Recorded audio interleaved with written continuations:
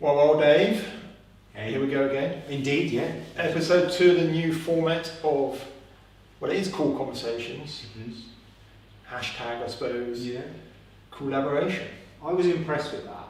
I don't feel like I got enough credit for coming up with that name. Yeah, but then I suppose we need to credit Saffron for Cool Yes. Conversations in the first place. It was her show. But no, Coolaboration, we'll give you collaboration. If you're looking for accolade, I am. we'll give you that. And talk about accolade. Talk me about your running last week. So last Thursday into Friday, is that right? Thursday into Friday, yeah, but I was loosely involved in the periphery. You were. So last Thursday into Friday, a friend of mine, a friend of Kenton's, Guy, who's been on the podcast as well, decided to see if we could run for 24 hours, which we pretty much did. We ran for about 22 hours, 38 minutes and something seconds, from Bath to Painswick from North Somerset through South Gloucestershire into Gloucestershire, and covered about 100 kilometres over that 22 something hours. But you were out doing crewing duties for Jazz in the morning, so we bumped into you really randomly. It wasn't that bad. We knew, Jazz knew that you were going to cross because she was running down to Bath and you were running out from Bath, both on the Cotswold Way. As ever, I had no idea. So I was surprised.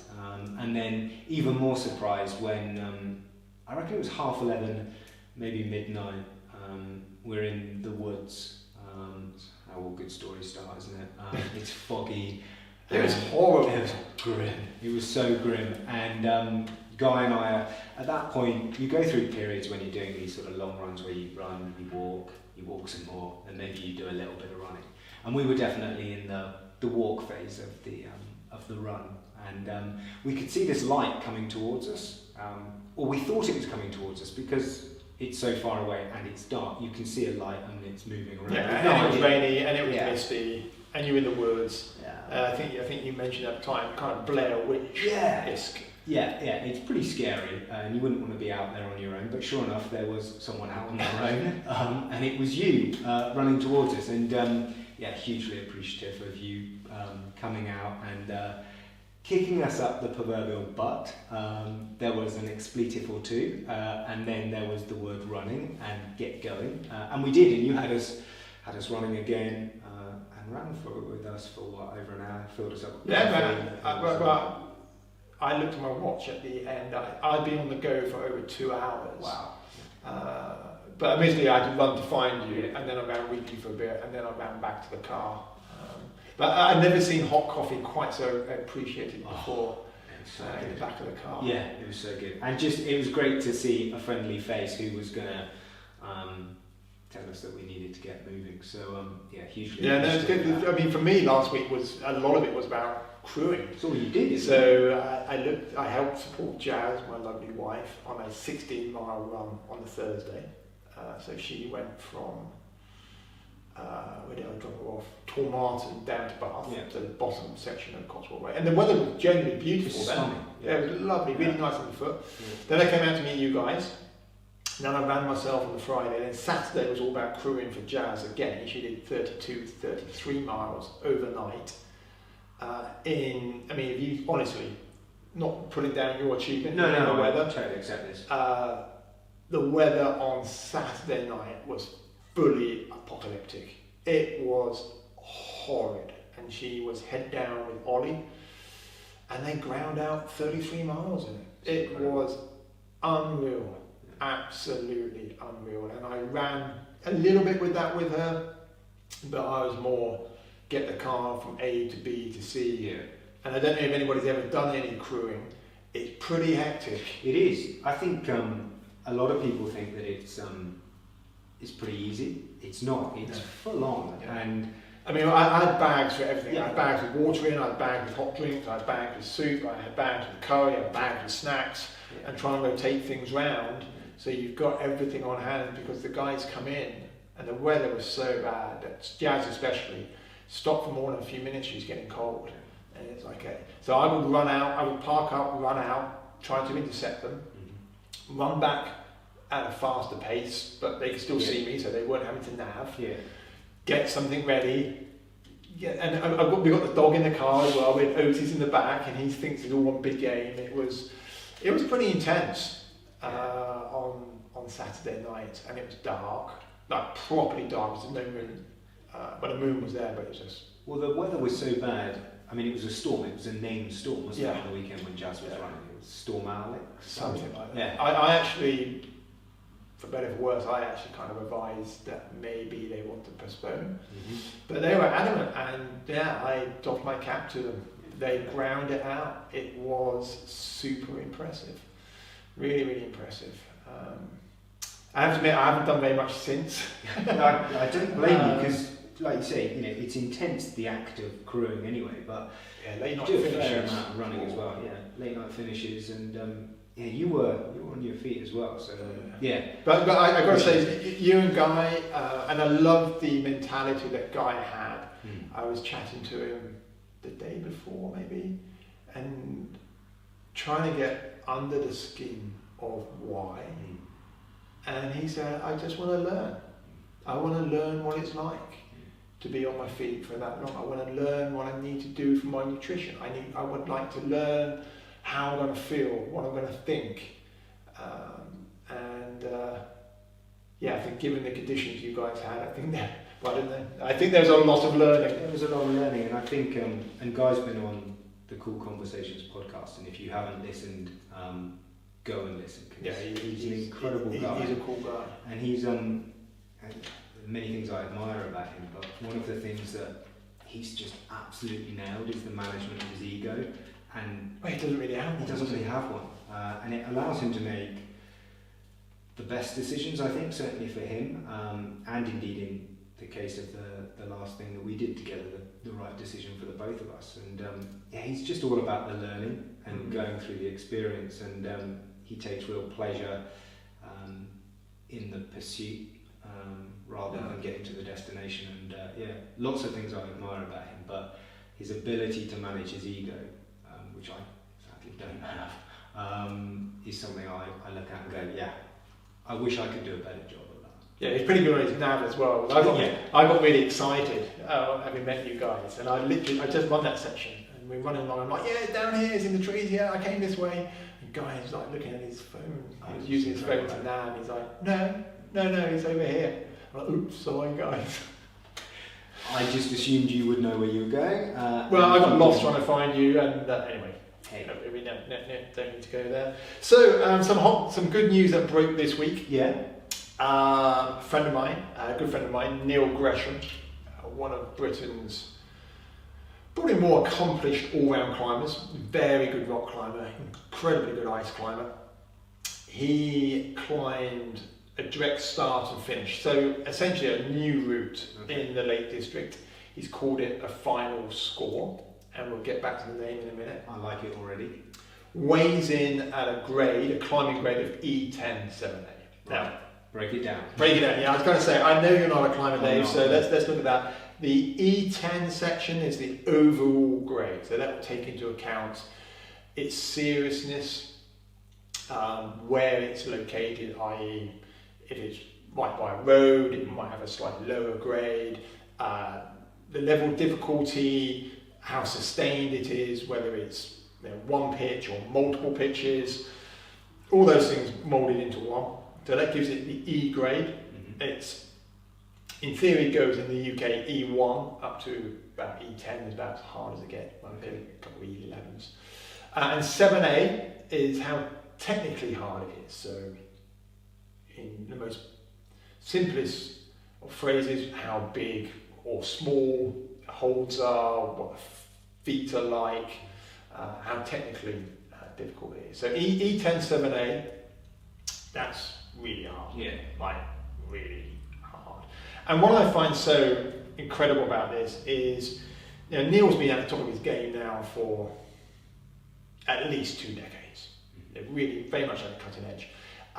His background is probably hard traditional climbing. He did the 3rd ascent, I think it was, of Indian Face. Very famous route climbed in the 90s by Johnny Dawes. Considered a chop route.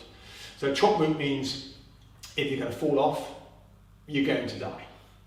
It's quite the name for a route, isn't it? Chop. You're going to get the chop. Yeah. And In Your Face has a mythical aura around it. I think to this day nobody's ever fallen off of it. And where is it? It's on Cloggy in North Wales, Right. so on the flanks of Snowdon. So Neil's done hard routes such as that, done hard gritstone routes in the Peak District, but he's also done very hard sports climbing. And over the last probably 5-6 years maybe, we haven't seen Neil produce a hard, new trad route, traditional route. And I think he'll be the first to say that coincides with him settling down with a family. He moved out of London to the Lake District. And to bring it back to the name Final Score, I wonder if there is something in the name. Yeah. Because I think, and I haven't talked to Neil about his route yet, I haven't congratulated him, which I should do. But I think Neil will be the first to say that the psyche, the philosophy of the climber, I think shifts as we get older. And it perhaps shifts again as we become more responsible for others. Yeah. And in that, I mean partners or wives or boyfriends. And then when children come along, there's another level of responsibility. And Neil's got 2 young children, and this is the first time we've seen him climb a hard, dangerous, traditional route. And I think it's remarkable. I really do. The pictures are fantastic. If you go onto the La Sportiva UK Instagram feed, you'll see some wonderful pictures of Neil climbing this route. It's in golden sunshine, so it must have been a couple of weeks ago. Yeah. We have had a fantastic autumn, and the Lake District was blessed. And essentially what he did a direct start and finish to a Dave Burkitt route called If 619. And he's called it Final Score, as I said. And I can't help but wonder if somewhere in there, Final Score, is this his last statement? Yeah. I don't know. I've not talked to him. I should have to. I mean, it'd be great to have on to talk through his philosophy behind getting back into a hard route. I mean, if it was to fall off this, perhaps not fatal, but it would have serious consequences. Has your approach to climbing changed as your responsibilities have grown? Jazz. Yeah, I think it most definitely has, in so much that as we get older, our priorities change, and the carefree approach that perhaps we once had when it was all about the individual. Yeah. I mean, climbing is a very selfish sport anyway. It is all. Well, it's not about ego. It's about self-fulfillment, which I think is different to ego. There's no gold medals for climbing, although it was meant to be in the Olympics this year. But genuinely, there's no gold medals. There's no big pay packet. It's not like being a football player or things like this. We do it for self-satisfaction, the joy of the climb, the movement, the feeling, the sitting down at the top of the crag.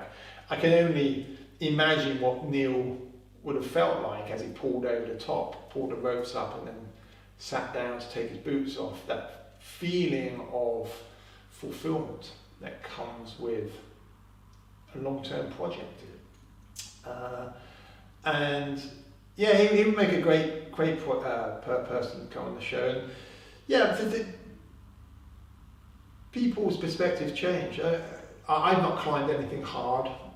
Admittedly, my hard climbing is in the Himalayas as opposed to hard rock climbing. I can't climb anywhere near as well as Neil. I've not climbed anything hard since the children came along. And that was a conscious decision on my part. Says the man who summits Everest most years. Yeah, it's a little bit different. I'm just reminding you. Yeah, well, okay, I give you that. And it's fascinating because Neil's outlet for his drive, and he is a tremendously driven guy. I mean, he's focused on training. It's unreal. I mean, he's arguably one of the best rock climbing coaches around. So he gives a lot back to the community, but his self-focus on his own training is phenomenal, and his outlet for that in recent years has been hard sports climbing. Yeah. So where the technicality and endurance needs to be right up there, but essentially it's safe because the first ascensionist will go up there, drill holes into the rock, put expansion bolts in, and that's what you clip, essentially. So it's physically hard, but you're removing the danger. Yeah. Something. Yeah, it's safe. Yeah. And not everybody will translate that into the hard traditional climbing, but Neil has done it seamlessly over many, many years. But as I say, last 5 or 6 years, we've only ever seen him doing hard sports climbs, and this is a return to traditional climbing. And yeah, it's quite remarkable. And on the Last TV UK Instagram feed, there was only a little quote from Neil saying that the dangerous sections or the difficult sections he climbed with composure, which is a really nice thing to hear, seeing of the consequences are now not solely about himself. And that's important, is it, for a climber, not just the fact that you've climbed whatever it is you've climbed, but how you climb it? Well, yes and no. So Alex McIntyre, a very famous British alpinist, Himalayan climber, lost his life on Annapurna, once famously said that the route was the ambition, but the style became the obsession, how you went about climbing it. And Neil is a very obsessive individual, and although he has his ability to push himself to the very edge, where you are slapping and fighting your way up a route, I know Neil well enough to know that most of the hard ascents he does, certainly to the outsider, they look seamless, because he's that sort of person. He's very methodical. I remember once we were in Switzerland, and this is just a little anecdote about how methodical he is. And we're having breakfast, we were ice climbing, and I remember laughing watching him butter a piece of bread, because he was so diligent at getting the butter on every single grain, like right into the corners before putting his peanut butter or whatever went on Marmite. And I just thought, wow, if you're that methodical with buttering your bread, this is the first trip I think I've done with him, then when it comes to something like final score, his approach would be absolutely on point, nothing left to chance. Whereas some other climbers would they do leave things to chance, and an ascent might be in balance until they actually do it. So yeah, it's great to see him tick something like that, and it's lovely to see another climber, Tim Emmett, who is probably the partner in crime to Neil. They did a lot of stuff together. And Tim was one of the first to congratulate Neil on social media, just saying, hey, well done, mate, and even more impressive with 2 children. And so, yeah, well done, Neil. If you're listening, we'd love to have you on the show. He'd be fantastic, actually. I need to reach out to him and say thank you, and also see if we can get him on. Yeah, definitely. Yeah. So that's final score E10 7A. It's on Iron Crag. If anybody wants to go out there and have a look, I'm going to Google it and throw themselves at it. So yeah, it needs a repeat, but probably won't see one now. It's been wet. Yeah. So that would be it for the rest of the year. Yeah, probably. Okay. I'm going to Google it. Have a look at the pictures in the first instance. Yeah, no, the pictures are good. Yeah, you find it on the Last TV UK Instagram site. Cool. Pretty cool. Someone else that I think you need to get on the show, and someone that you and I have become aware of, in the last 3-4 days, because we were sharing the videos. Yeah, Rickey Gates. Rickey Gates, yeah. I actually came across him on the Rich Roll podcast a little while ago. And he was talking about his street running more than his Transamerican run. But yeah, Dave, why don't you give the audience, a little bit of listeners, just a top line on what we're talking about? Yeah, so Rickey is a ultra runner, ultra I guess, professional athlete, and he's I don't know him, and like Kenton, I first heard some of his stories on, I think, the Rich Roll podcast, and then watched this video that we're going to talk about in a bit. But he's more than an athlete. He's just this it's almost art or poetry what he does with his running. So he ran every street in San Francisco, which is just, to imagine that is pretty incredible. To then go and do that is amazing. Well, they're just simply working the logistics. Yeah, can you? I mean, because San Francisco, it's not a small place, and every single street. But before he did that, he ran across America, and they've just released a documentary on that. So he did this in 2017, off the back of Donald Trump winning the election, and it's kind of branded as a run across America because I know the rest of the world better than I do the country I call home, and I want to meet people that I don't necessarily agree with, have conversation and learn. And to a certain extent that's what happens in the documentary, but it's a really interesting 80-90 minutes of Rickey running across America. And what I love about this is you don't need to be into running to enjoy this. It's not about running, it's about humans, isn't it? It's about people. And at that particular point in America's history, things were pretty divisive, as they are right now. Actually, I think you can say right now. And yeah, you put me onto it. It's only just been released, as you said, and I thought it was beautiful, beautiful and powerful. And never before have I made notes while watching this. I made notes on it. And it was, it was amazing, absolutely amazing. And so you don't need to be a runner to appreciate it. And what he sets out to do, he perhaps ultimately doesn't fulfill, but he finds out, not only give the game away, he finds out, other stuff. And one of the quotes that really struck me was, we are 90% the same. We're only 10%, maybe less than 10% different to each other. And that I think is something that we lose sight of. We look at other people and think they are totally different to us, but in reality they're not. Yeah, absolutely. And one of the things that he kept finding out on his run was he'd be in a town or village or a city and see extreme generosity, and people would say, "Oh, well, you're lucky you stopped here because the next town, they're all wackos there."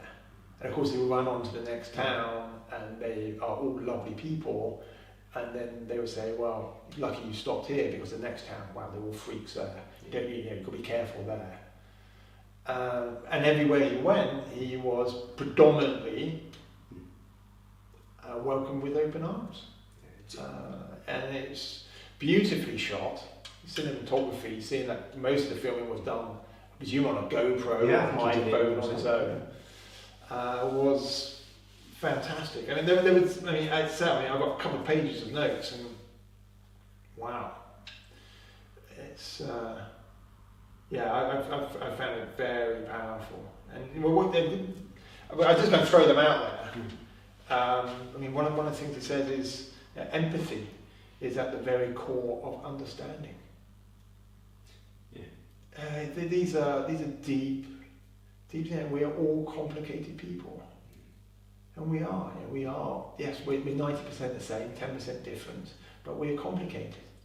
And no two of us are quite the same. We all have secrets, and we all have different levels of empathy and honesty and all those things. I was deeply affected by watching it last night. I only saw it last night. I'm still trying to process it now. And the other thing I found really interesting, I don't know if you picked up on it, his running style. Did you see his running style? It's very much, and I'm just beginning to research it a little bit now, it's kind of akin to what I'm beginning to understand of barefoot running.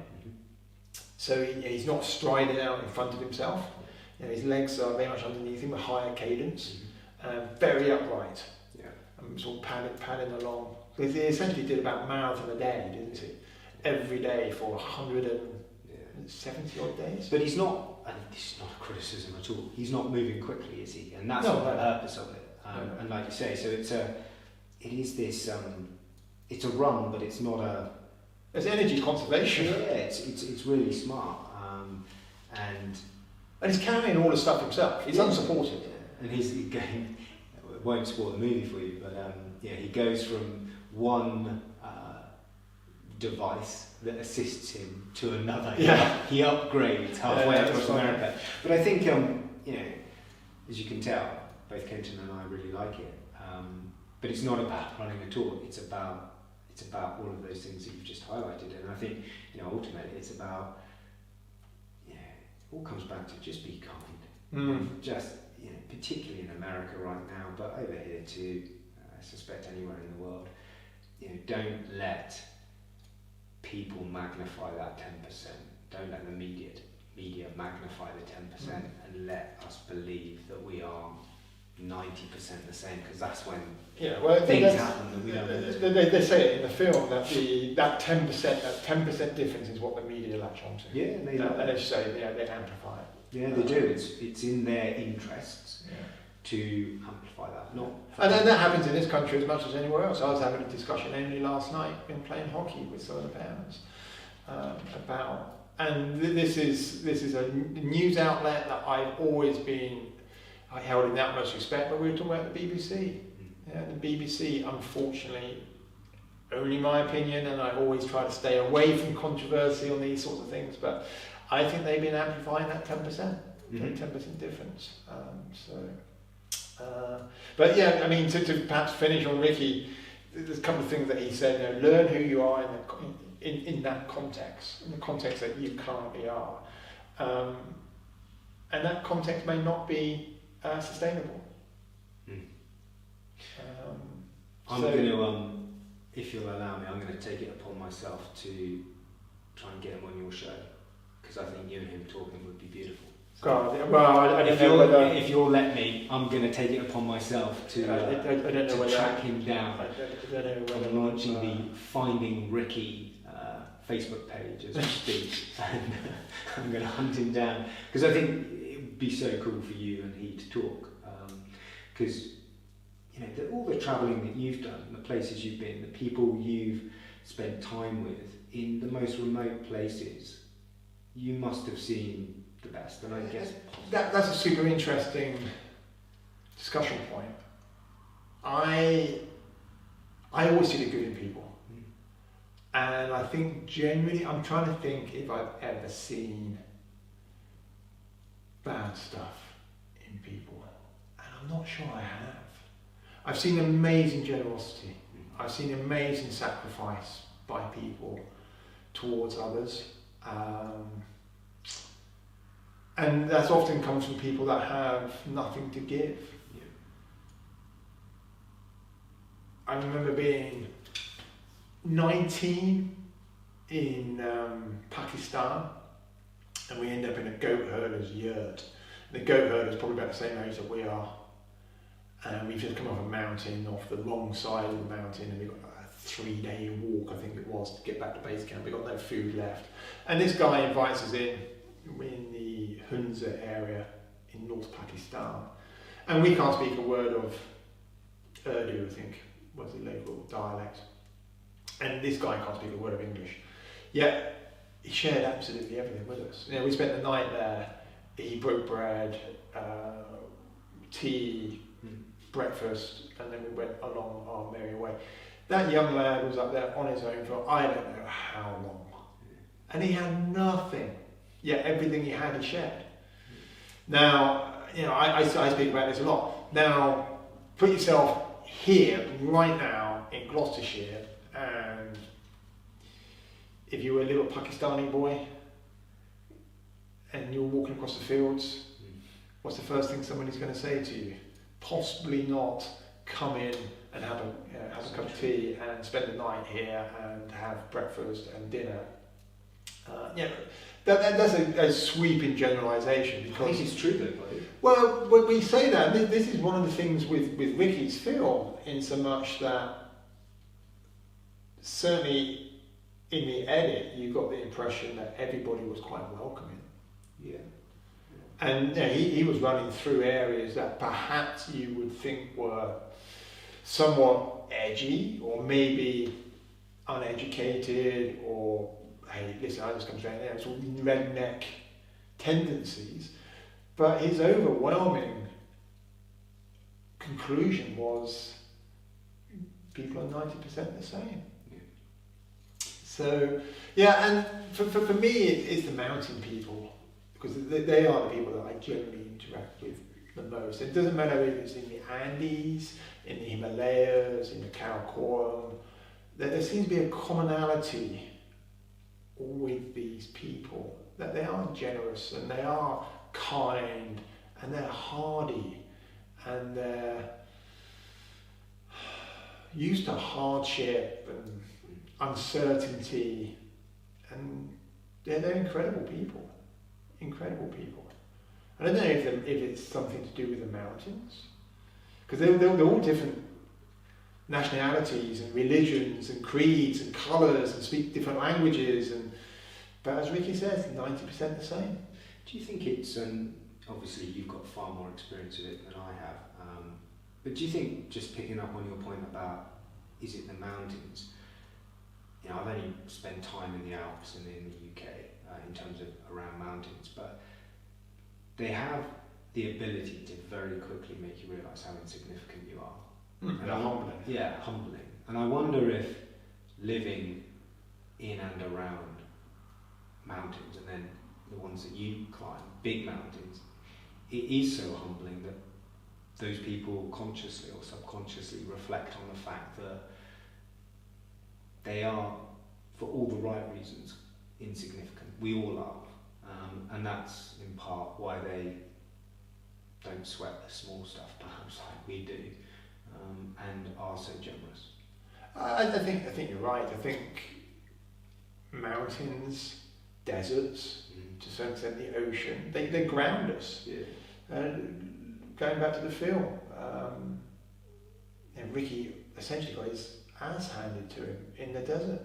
The wheels pretty much fell off for him in the desert. And this is a man that lives in Aspen, so he was sort of at one in the mountains. And he struggled in the desert because it's an unforgiving environment. Mountains they don't care who you are. They don't care if you're big or small. Mountains are unforgiving. You're not going to move the mountain. And they're bloody dangerous. So I think there is, the people that live in those sorts of areas, they are grounded people. And maybe you're right. They don't really sweat the small stuff. And they're not worried about whether they're going to buy a BMW or a Land Rover, Range Rover or whatever. They're not worried about whether it's a Ralph Lauren shirt or whatever it is. They're so far removed from those everyday, frivolous, materialistic things that it doesn't mean anything to them. Do you think they're happier than us? And I don't mean it to be a happiness is an interesting statement. It's all wandering into what realms of philosophy. I'm not sure whether I'm qualified for that. You're more qualified than I am because you've seen it. So are they happy or are they more content? Possibly more content. With the issue that they listen to me, I'm talking about them. It was the band from the 90s, James, had a big hit single, Sit Down. And one of the lines of that, in that song was, if I hadn't seen such riches, I could live with being poor. And I remember being in a tea house or bar in Tibet, and there were some Tibetan traders in there, like filthy dirty, with the Tibetans have very distinct facial features, and they've got like winglets, their hair, they're filthy, and they're drinking beer, and they're watching Dallas. Well, it's a bit like a Wild West frontier. The thing is Tingri or Nilam, relatively close to the Nepalese border, high on the Tibetan plateau, and they're watching Dallas. and everything that goes with it. Helicopters and shoulder pads and limousines and cut crystal glass with JR, clinking glass, bourbon with cigars. What do they make of that? I hope they didn't think that was the answer. But they look towards the west, and we have big houses and cars and healthcare and we're clean and retirement. I don't know. I can't remember who said it and where I heard it or read it recently, but there was a line around how millionaires will often go and speak to a monk for advice, but a monk very rarely goes and speaks to a millionaire for advice. I thought that was quite nice. Yeah, I like that. It's said better than I've just recounted it. I'll dig it out, but yeah, it was a beautiful line. You just go, yeah, it's true though. Who's most content? I spent a reasonable amount of time in Bhutan, and I sat down with a Bhutanese monk back in February and having a discussion with him, and it was powerfully enlightening. He seemed very at one with everything. He had a bit of a glint in his eye, and I did offer him a drink, alcoholic drink, and he smiled and said, I can't really do that with you. That sort of indicated that perhaps he would do it. I don't know. But yeah, I think, are they happier? Possibly. It's hard to define happiness, isn't it? But there seems to be a deeper level of contentment, and more about family, more about community than perhaps we are. I think Gordon Gekko did a particularly good job, didn't he? When the film Wall Street, back in the 80s. Greed is good. Well, greed is good for the individual, but greed's not particularly good for the collective. No, absolutely not. So am I allowed to take it upon myself to try and get Rickey on? Well, yeah, I don't know, he's probably running across South America. I don't know where he is. No, He's probably in lockdown or something. I am launching the Find Rickey Gates well, he's probably got some tracker somewhere. You might be able to track him. Hunt him down, and we'll send him a Zoom link, and I'd love to see you guys chat. Just don't go out for a run with him. You might never stop. Yeah, I was going to say. Yeah. So what was it? It was like 700 miles or so. Yeah. Insane. And the record, because he says at the start, it's not about records. The record's 40-something days. Yeah. Oh my goodness. Yeah, it's mad. But he did it over, what was it? Started 1st of March, finished 1st of August. So he wasn't hanging around. Yeah, it's 170 days or so. It's not bad at all. You up for answering some questions? Yeah, no, absolutely. We've got quite a lot. Well, we don't need to answer them all. Let's see how deep we go. Yeah, we will be back. So firstly, thank you very much to everybody who has written in, and keep them coming. Man. Yeah, please do. So some of these questions, or a variant of these questions, have been asked by a number of people. So I've tried to pick those ones out. Let's do it. But I'm going to start with this one, not least because I need a new one after last weekend. John at Formworks wants to know, what's your favourite waterproof jacket for bad conditions? A waterproof jacket? Generally my newest one, because that's the one that works.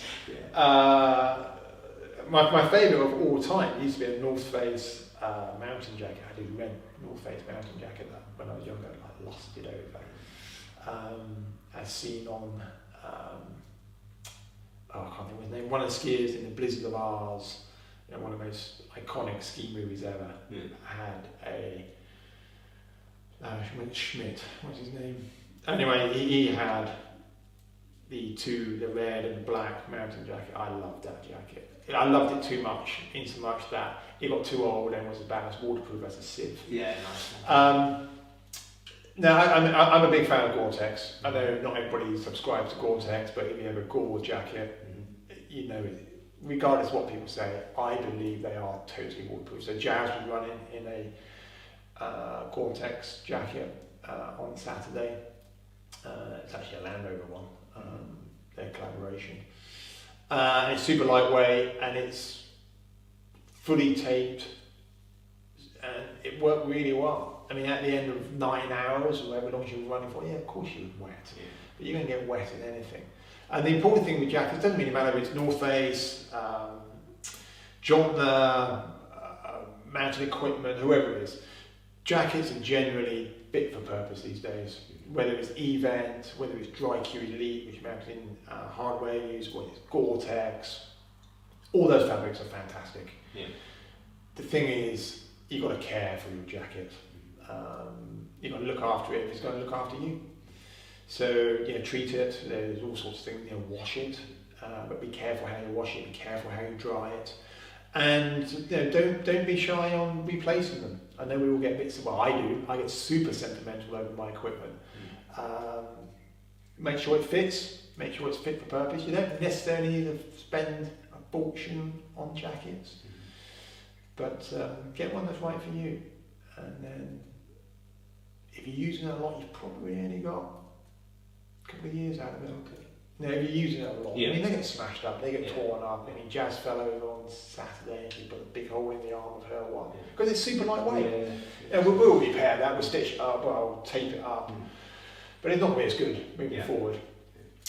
So I don't have a favourite go-to. I am currently wearing a Jontner jacket, but I'm on my third Jontner one.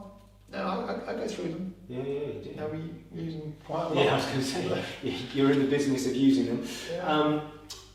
Next question from Tony. Which one of your 14 Everest summits was the hardest and why? And are there any other 8,000ers you really want to do? I love to do Makalu. So Makalu is the fourth highest mountain. Okay. There's a very iconic photograph of people climbing up towards the south summit of Everest. Jonathan Griffiths has an amazing shot of his Sherpa at this spot, and you can see a lightning storm in the background. Fantastic photograph. I mean, check out Jonathan Griffiths' Instagram feed, is epic. And anyway, as the climber comes up there, it's very iconic photographs. And you see Makalu in the background. I'd love to climb Makalu. There's a French pillar on it, the southwest pillar. It's got to be one of the most epic lines on a 8,000 metre peak. And I love to climb K2. I really like Pakistan. I was meant to go to K2 this year, didn't happen. Maybe we'll go next year. But yeah, those two mountains are beautiful. They really are. They're deeply, deeply beautiful. K2, is that not the most or one of the most dangerous to climb? Well, it depends how you look at danger. It's probably the hardest of the 8,000 metre peaks. There's no easy way up it as such. But statistically, I think Annapurna is the worst in terms, because they look at summit to death ratios. And Annapurna doesn't really see much action because it's lower, and unless you're chasing all 14 8,000 metre peaks. Whereas K2 is the second highest, it's the highest in Pakistan. It's considered a hard mountain, so people get attracted to that. So those mountains definitely, Makalu and K2, I'd like to go and visit. I've never been to the Makalu area. And I love Pakistan, so I'd like to go back to there. And what was the first part of the question? First part of the question was... I've got such a bad memory. What was the hardest of the 14? The hardest of the 14 summits?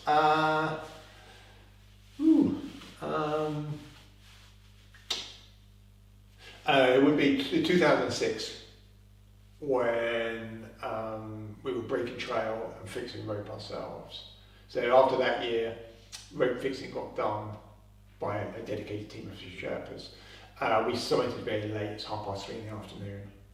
So later than we should have been. Knee-deep snow, avalanche on one of the Sherpas, or crown wheel cracked and slid away on, I can't think what his name was.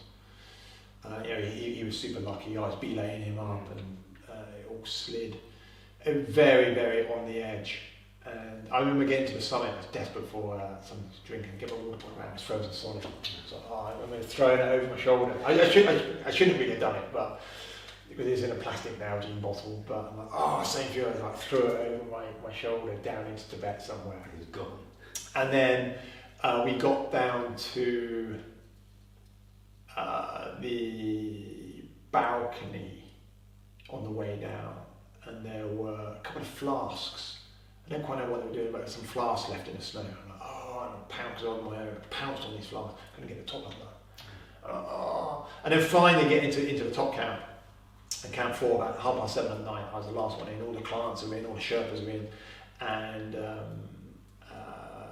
Apagalu gave me like a big saucepan of rah-rah noodles, like instant noodles, and a litre of tang, which is like an orange drink. Like glug, glug, glug, and then took some of these noodles down. And about 15 seconds later, it all came up again in the porch of the tent. And I have never seen such a disgusted look on the face of a Sherpa ever. He was so cross, and understandably so. But that was probably the hardest. We were out for not far off 24 hours, and I certainly didn't have anything to eat or drink in that period. Wow. That was hard going. Got my fingers wrapped a little bit for the company I was working for back then. But I look back on it, and that was the making of, it was the validation of my sort of Everest leadership skills. Yeah. So, interesting time. Do you have a favourite part of Everest? Not necessarily the summit, but is there... Leaving base camp, coming home. No, I really like I really like the icefall. A lot of people get scared by the icefall. I think it's beautiful. And then when you come up over the icefall and into the Western Coull up to Camp 2, God, it's insanely beautiful. Insanely beautiful. And you don't need to concentrate on what you're doing. There is jeopardy there, but you can really absorb what's around you. Because you're not on tender hooks about summit day and necessarily looking after clients super closely. The top, the Western Coull is pretty flat. There's no real objective danger in the middle of the Coull other than getting sunburned. That's probably my favourite place. Because you're there and you can relax a little bit. Yeah. So we've had, like I said earlier, quite a few questions that are similar. So this is one question, but it's sort of asked on behalf of a number of people, including Emma and I think there was a Graham and Martin maybe asked the question, or a similar one. What's your top tips for having such mental strength and keeping worry under control? Keeping worry. It's a good question. I don't know how mentally strong I am. I know it sounds ridiculous. You've just told a story about 24 hours with no food and drink. But then you've got to look at the consequence. Look at it in context. The alternative to putting one foot in front of the other on Everest back in 2006 was sit in the snow and die. And that's not an option, is it? No. And I think maybe for me, certainly during lockdown, I almost dug my own grave for myself in so much that it became a ritual, in a positive way. I didn't want to let others down by not getting out and use my tagline, get it done. And now I'm not posting quite so much. I'm still running, but I'm not posting quite so much. And I do sometimes think, I wonder what people are thinking. And I'm almost using the negative as a positive. If they're thinking bad things, I don't want them to think bad things, either of myself or of them. I don't want to feel that I'm letting somebody down, so I better get out there and do it, regardless of the weather. And the other thing is accountability. I started running quite a lot with Guy, and we used to go out in every weather. And once you made that choice or the appointment, we will run together on Thursday morning at 9 o'clock or after school drop off or whatever it may be. I didn't want to let Guy down, and he probably didn't want to let me down. And sometimes I've been sat in the car going, oh my God, this is really? We're going out in this? But it's easier together. And something with Alex Gregory, he's been getting some cool conversations, check it out. He says something which I thought was really, really good. He said he's very kindly said that he was being inspired by myself and my get it done. So he keeps his running kit by the door, the back door. The shoes, the shirt, the shorts, the socks. He doesn't need to find them. That's not an excuse that he can't find it. He said that he's not washed it in months. It's the same kit. Nice. And it's always there. And all he's got to do is walk to the door, put it on, and go running. It takes one of the excuses out. Because I think that's what we do. We look for the excuse. And I'm as guilty as anybody. I procrastinate.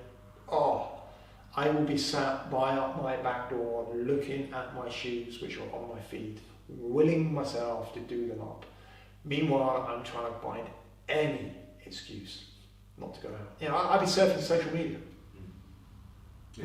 Hoping that an email comes in that I need to address. Yeah. I don't need to address any email. I mean, it's ridiculous, but I'm just trying to find it. So what I do now, I try not to look at the phone first thing in the morning. I don't use that as a procrastination tool. I don't use it as an excuse anymore. So just not look at the phone, I just get out and run. And that really helps me. And the other thing that I use is, in terms of mental strength, things always, my term is there is always light after dark. Some of my darkest moments have been, this sounds ridiculous, at night time, excuse the pun. But when you're climbing and you're having to emergency bivouac, and you're trying to find a ledge to even sit on, let alone sleep on, and it's going to get cold and it's dark and you're scared and you're hungry, dehydrated. Those are low periods. And then when the sun comes up and you start to warm up again, there's always light after dark. And then I saw on somebody's feed the other day, somebody said the storm will always run out of rain. Yeah. It was again, I'm paraphrasing it wrong, but the storm will pass. And I use that a lot in my own mindset of getting it done. Because there's many things I do that I don't particularly enjoy, if I'm really honest. But I know it's a necessary evil to be a more wholesome version of myself. And it's having the fortitude to be honest with yourself. And if you're really hating it, well, you have to question yourself why you're actually doing it. Because those things can be hard. There's a difference between it being hard and unpleasant and actually hating it. You can persevere with something, for sure. But if after persevering it still sucks, like really sucks, not just it's unpleasant or I've got a sore foot or my knee's aching, but properly sucks, then maybe it's not for you. Because if you're in love with it, then the mental fortitude follows you. It becomes your friend. Can you pinpoint? This isn't a question. I'm jumping in. Just thinking about the ledge where you can't find somewhere to sit, let alone sleep. Can you recall the moment when you've been most not down, but most under the cosh, I guess, in terms of this is dark? Annapurna 3 was pretty bad. We had one particular day on Annapurna 3.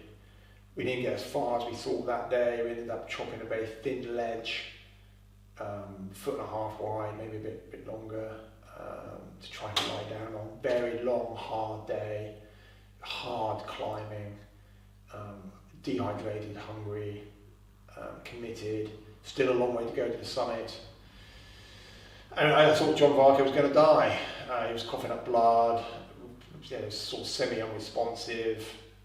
That was a pretty dark time. 7,500 metre peak, unclimbed line.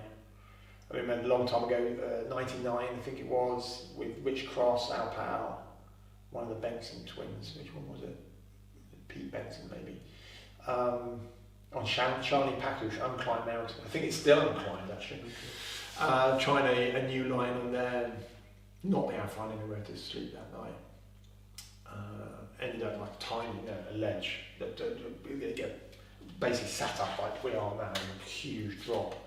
Just sort of sat there all night long, trying to cook, trying to get in your sleeping bag, trying not to drop boots. Then waking up in the morning and you've got to try and get going and keep going up. Yeah. You're not going down, you keep going up. Are they dark? I don't know if they're dark. They hold a lot of uncertainty and a lot of unpleasantness. And you've got to will yourself on. But it's our choice. We make the decision to go there. So I think you'll be in the right place as well for mental fortitude. I mean, it'd be interesting. I mean, what are your views on your 24-hour run last week? Because I mean, that was deeply unpleasant. Yeah, it was. I think it's very, very different. But it comes back to your point when we're talking about Everest and that 24-hour period. You know, what are your other choices? Well, actually, my other choice was just stop and get picked up. But it's stop and get picked up, or it's just one foot in front of the other. And I think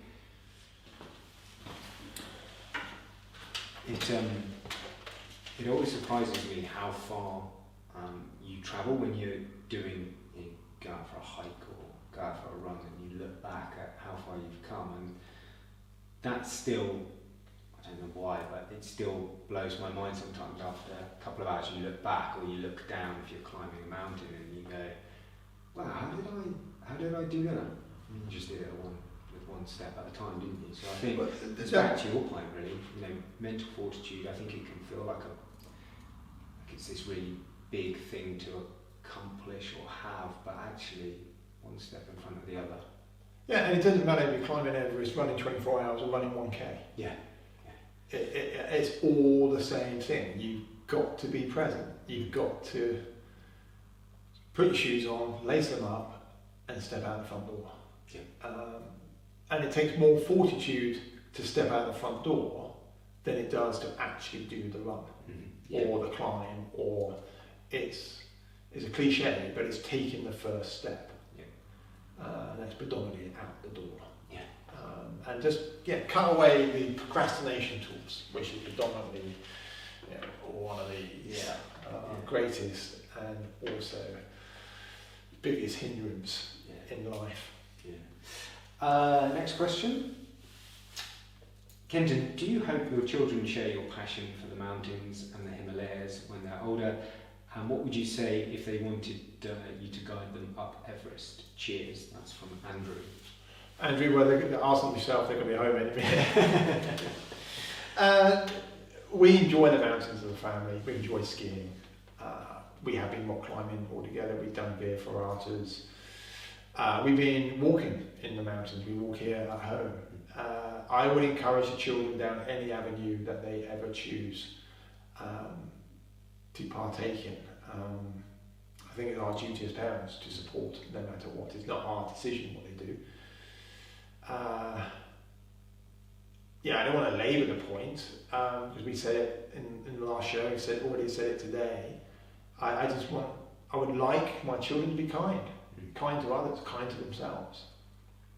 And I think by doing so, they will find their own path. I'm not going to push them in any direction. I love to go to visit some of these places that I've had profound experiences together. I love to go, not climb Everest, but to go to the region, for them to meet some of my friends, to see some of my Sherpas that have had such an impact on my life, and hopefully I on them. I love them to come to South America with me and see some of the things that Illimani, one of the mountains we climbed down there, it's got the most beautiful base camp ever. And as the sun goes down, you see the lights of the pass, and there's llamas there, and it's grassy. You wake up in the morning, it might be in a frost, and walking in your bare feet on this beautiful grassy base camp. I would love them to experience all of that, and all the learning that comes from travel. At the same time, I'm not going to ask them or push them into climbing. If that's what they want to do, fantastic. If they want to learn to sail, like their mother, Jazz, big boat sailor, she sailed around the world. Fantastic. If they want to become open water swimmers, great. Cyclists, fantastic. I love them to do something active, but it's not my position to dictate to them. They'll find their own path. and I would like to think I would support them. Ask me when they're belligerent teenagers, and perhaps it's something different. I think we can only instill in them values which are wholesome and which are humble. I was chatting to, we recorded a Coull Conversations this morning with Greg, as you know, and we were talking about exactly this. And I do wonder sometimes, we live in the Cotswolds. There's a bubble. Yeah. I sometimes wonder how much we learn in this bubble, and I think travel is very important. Yeah. And not just to the pretty places. No, the best way to learn is through experience. And if you are going to be a rounded, wholesome person, whether it's a child or an adult or a young adult, you need to go and experience these things. It's all well and good looking at it on TV or reading about it, but you need to experience it. So then that's one of the things that we try to do as a family. We call it the Coull Family Big Adventure. And we have a couple of them now in America last year, in France this year. We've got our own little Instagram page, Coull Family Big Adventure. I think that's what it is. And the whole idea is when Willoughby turned 7, we would have more meaningful travel, helping out in cooperatives doing like sort of growing vegetables or charity shops. The children help out at the local Salvation Army in Cirencester at Christmas. Saffron with her big yellow bus, her running in September, which was fantastic. That was off her own accord. I think these are the experiences which the children, I think I might say, need to be part of, to understand that it's not all, life's not always sweet. No, and they need to understand that. Not every day is better than the day before. No, sadly. Sadly, but that's an important part of learning. And it's very easy to wrap the children in cotton wool. And I think getting outside and learning, sometimes the hard way, take the mattress away, let them fall. Learn by experience. If they want to climb Everest, fantastic. But I think Daddy might be a bit old by then. They're only 10 and 8. By the time they want to climb Everest, I'll be on Zimmer frame. Never say never. If you could sit on top of any mountain and just enjoy the view with a coffee, which one would it be and why? That's from Wayne Bullcroft. Thanks, Wayne. I think one of the most profound moments I've ever had in mountains was 2010. And I had quite a, not traumatic, but difficult Everest expedition. It was quite a fractious, disjointed team who didn't really gel, and people were jarring against one another. And I came over the hillside above Namche Bazaar, coming down to Sangmoshe, which is an airstrip there, rubble airstrip. And there's little juniper bushes, and it's a bit dusty, and it was evening time, so you just got the late evening sun. It was quite warm. And I passed some Sherpa friends of mine. I was just on my own, and the team's ahead of me. They're in the tea house. And I sat down, and having passed my Sherpa friends, as I said, they gave me some beer. And I sat down, not with a cup of tea, but with a beer. In fact, it was 3 beers, I think, at the end of a very long Everest expedition. And I don't think I've ever been quite so content. I was discontent in a way because of the difficulties with the expedition. But the expedition now was behind me, and I was looking forward. And beer at altitude is not a great mix, but I knew where I was going, and I sat there, and it was twilight by the time we moved, and the temperature dropped, and I was on my 3rd beer. I had that warm feeling and contentness. And I look back on that moment with such fond memories, because what it actually did, it sculpted the way that I work on Everest now, that bespoke way of working one-to-one. I made a pact with myself that I wouldn't put myself in that position again, having to deal with such a difficult, not that the individual people were, but collectively they jarred. But I look back on that moment, sat in the juniper, smelling life again, that smell of the juniper bushes and of fresh things, while drinking a beer. And your body's tired. It'd been a long trek that day, and just soaking up the last rays of sun. Oh, it was beautiful, utterly beautiful. It really was. If I could never recreate that, but that would be the moment. It's fantastic. And it sounds like there's that almost epiphany. It was a pivotal moment in certainly my professional career, to move away from working in groups to a more bespoke manner of guiding, looking after people on Everest.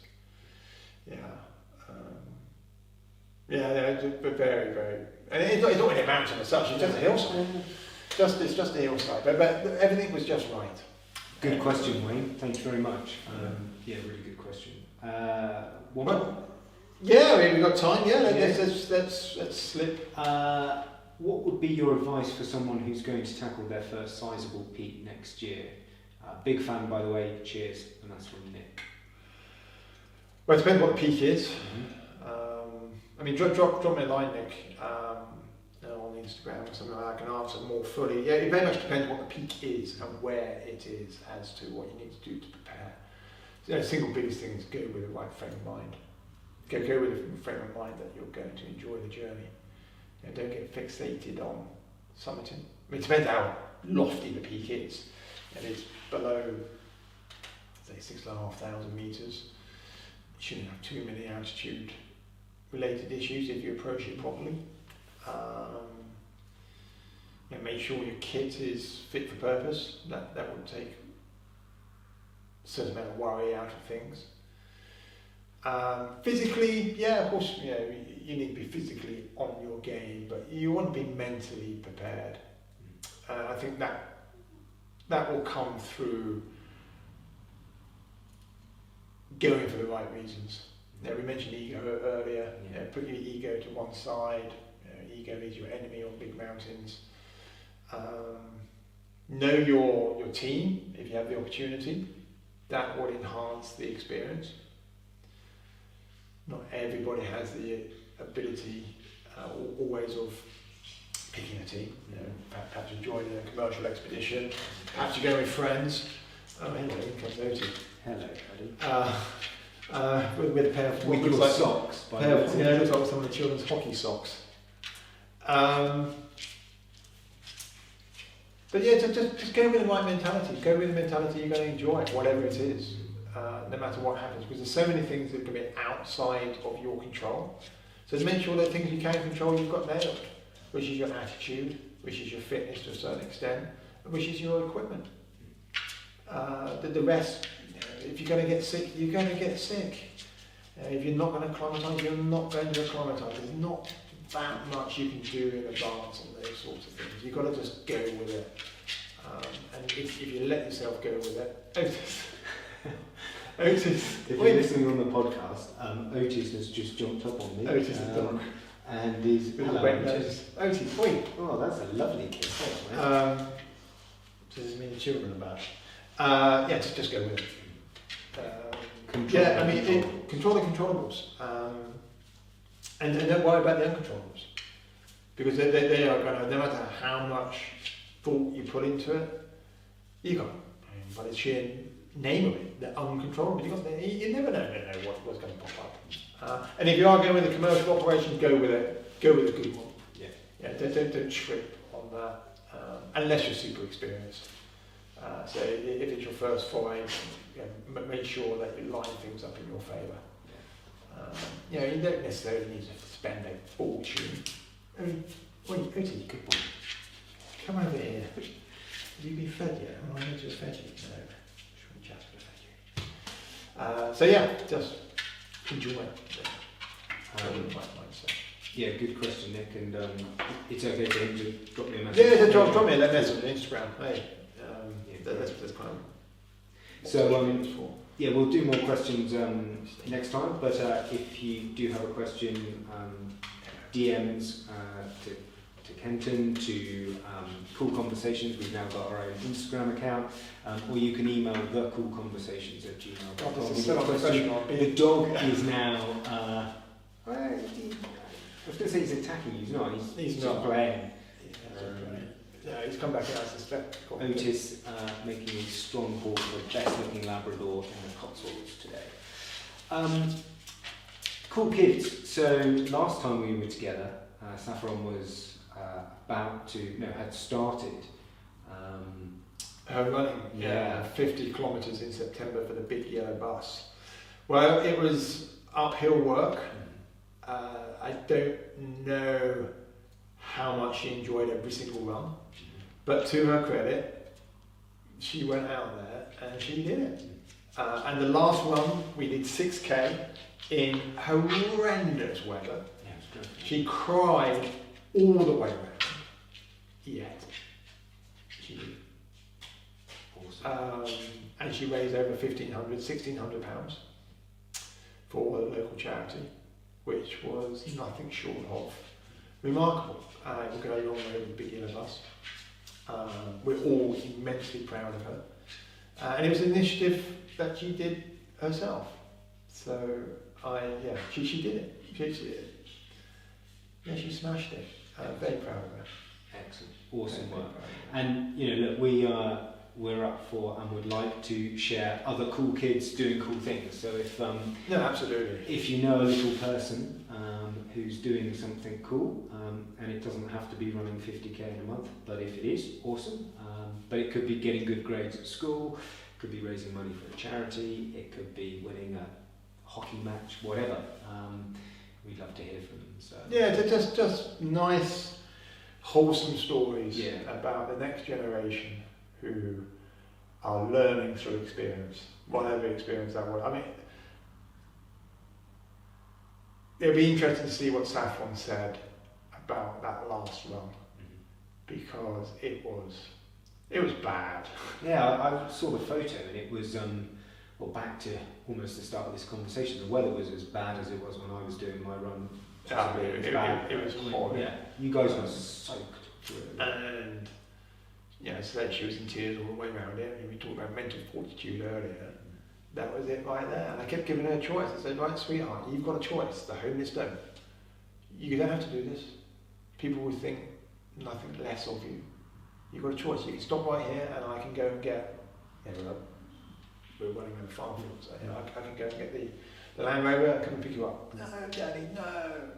And she would run and then a kilometre later, I said, right, you can stay in the barn. I'll go and get the car. You have a choice. No, Daddy, no. Wow. And I think the understanding of the homeless don't have a choice. She's got a choice. So when it was presented to her like that, I think it was very motivational. And I have to admit, I did play bad daddy. I was like, right, we're doing this, you said you were going to do it, so let's see the accountability now. And boy, did she get up, put her shoes on, and she did it. I'm very, very proud of her. Yeah, it was an awesome effort. So yeah, any small people out there, budding adventurers, climbers, sailors, as you said, whatever it is. Yeah. Doesn't matter, we want to hear inspirational stories from youngsters out there, and we'll feature you on Cool Kids. Yeah, absolutely, and questions as well, because I think you like answering for me. So I mean, it's giving advice, or I don't know. Am I knowledgeable? Hell no. Are my words full of wisdom? Hell no. It's just my experiences and what I think and my opinion.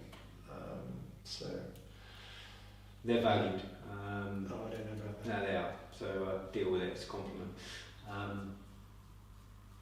we did it. Yeah, we've landed it again. Episode 2 of Coolaboration. Somebody asked actually on my Instagram feed about whether we're related. Yeah, because the names. No, because I'm the poor man's Coull. Because my COULL. Yeah. No, there is only one real Coull here, and it ain't me. But Dave, thanks for your time again. It's great to see you. What have you got on this week? This week is back to work and no running. Well, I'm doing some running, but it's early mornings, late nights, so client meetings, and don't think I'm going to do much this weekend. I'm thinking following weekend might have a double at an FKT. But for those of you who listened to the last episode, FKT, fastest known time. Yeah, so I'm thinking, that one I told you about nearby that guy had done. Yeah. I'm thinking about having a go at that. So we'll see. It's 65k, 35 miles or something. Oh. So, need to do it in 7 or 8 hours. So, oh wow! Yeah. Better put your running shoes on. Yeah, quite literally. So that's where I'm at. What about you? What have you got planned? I've got to start prepping for the pool. Looks like the pool's going to open. So I'm going to lead 2 back-to-back expeditions. One to Meripit, one to Amadamadan. And let's head down, trying to get prepped. So got that on. Got an event with one of my sponsors next week. That's Land Rover. And then hanging out with the family. If I do go to Nepal, it's been about 2 weeks. Yeah. So these things come around fast, and I'll be away for 7 weeks or so. So making the most of family time. It's one of those things you don't realise how much you need it until it's not there anymore. Yeah. So, but a little bit of running, a little bit of fitness.